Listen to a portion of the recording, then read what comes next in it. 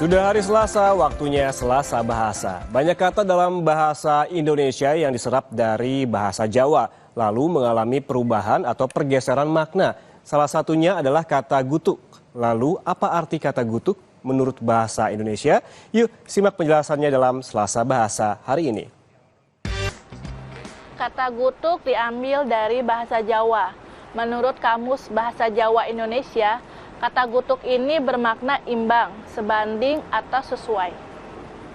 Selanjutnya, kata ini diserap ke dalam bahasa Indonesia yang menurut KBBI bermakna berfaedah, berguna, ataupun bermanfaat. Dalam kehidupan sehari-hari, kata gutuk seringkali digunakan untuk menggambarkan sesuatu yang memiliki nilai atau manfaat.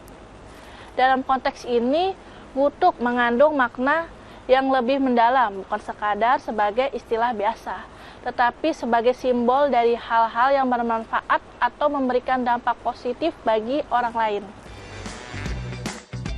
Kini kita tahu, dalam bahasa Jawa, kata gutuk berarti imbang, sebanding, atau sesuai.